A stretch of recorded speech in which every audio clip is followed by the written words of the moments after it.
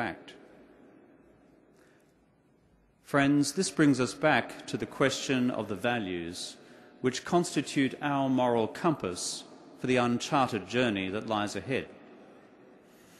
For the last quarter of a century, we have been told, through the spirit of the age, that our principal values are those of security, liberty, and prosperity.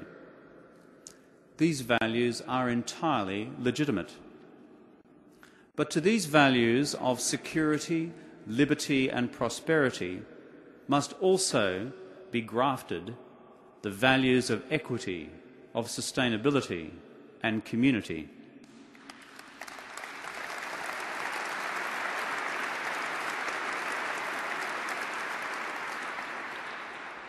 The truth is, one set of values reinforces the other. One set of values enables the other.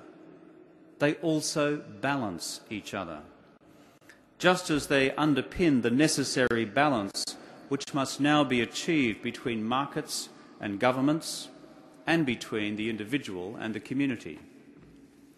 Communities acting spontaneously, together with communities acting through the conscious agency of government, will now be critical to help individuals and families through the difficulties that lie ahead. In this, local community action in support of individuals who lose their job, in support of the families who lose a reliable income, will be of increasing importance. In the current economic crisis, the underlying truth is this: we are all in this together.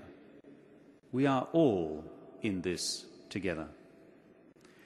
Governments and business, business and unions, individuals and communities, one nation with another. When the world community met here in London in 1933, a great global conference of 66 nations to deal with the Great Depression, they failed to agree on a global course of action and instead continued with individual national actions in a futile attempt to protect one country from the adverse economic impacts of another. The result was that the Great Depression continued for a decade and more. Let us learn from history afresh. This crisis will test us greatly in the time that lies ahead.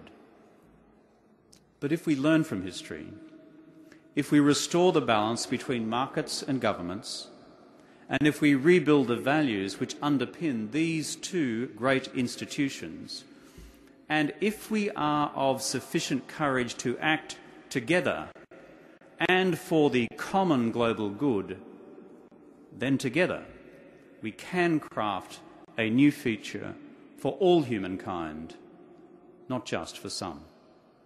I thank you.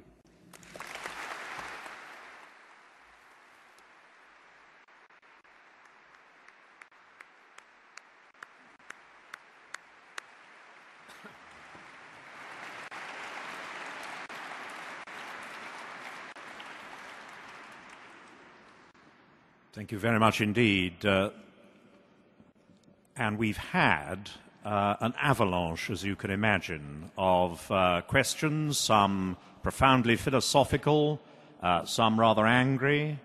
And without more ado, I think, if I could plunge into some of them and invite you to speak from your seats. And we really do have quite an agenda, so I'm sure that you'll appreciate that brief answers will be very, very much appreciated. Well, a sharp question first from the charity sector. Banks and other businesses who've brought the global economy to its knees have received billions in state aid. Charities who are holding together the social economy have received almost nothing. Why is this? We are trying to do more for charities. We do recognise that voluntary organisations and charities at this particular point in time are facing even more pressures upon them than in previous days and months.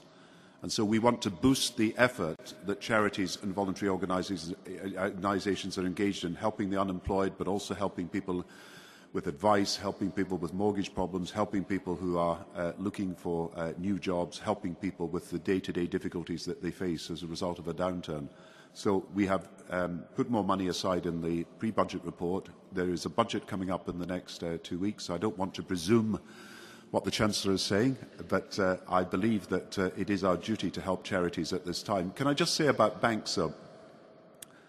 We are putting money into the banking system to save the banks, not to save the bankers, but to save people's savings and people's deposits, and to make sure we have a banking system that can serve the people. We are buying shares in banks so that we can have the return when shares rise in price again. We are insuring the banks, and we are charging them for the guarantees that they are being given. And so this is not a something for nothing exercise. It is something for something. And in return for the banks receiving money in shares, they have to promise that they will lend more to those who rely upon them. So the Royal Bank of Scotland has had to agree to lend 25 billion more this year before it got any money. The Halifax Bank of Scotland, Lloyds TSB, has had to agree to 14 billion more lending. So yes, these are big figures, but this is not something for nothing. This is something for something. And we have a duty to save the deposits and to protect the savings of people in this country. And equally, we have a duty to put the financial system back on its feet, and to do so with clear rules, proper transparency.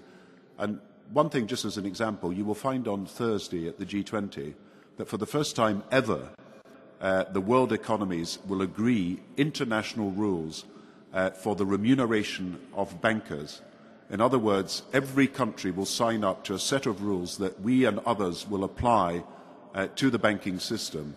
So the difficulties in the past have led to us agreeing that there will be global rules in this area for the future. And just as we are eliminating tax havens, we are trying to eliminate these bad practices by insisting that there are global rules and not simply rules that apply to one country and can be undermined in the next, but global rules that everybody can accept. Thank you very much. Mr. Rudd, when you were elected, one of the first things that happened was that Australia signed up to the Kyoto Accords. And I've got a question here. What progress are you looking to achieve at the G20 to ensure a rigorous agreement and progress at Copenhagen? The purpose of ratifying Kyoto in Australia was because Australia, and at that stage the United States, were the odd countries out, which was a remarkable thing, given that this was a global challenge for us all. That process comes to its culmination at the Copenhagen meeting at the end of this year, and much work has to be done between now and then. The question of climate change is alive in the thinking of Prime Minister Brown and myself as we approach the meeting here in London this Thursday. There are a series of subsequent gatherings which will occur in April and May in the lead up to a meeting of the G8 and the major economies in July.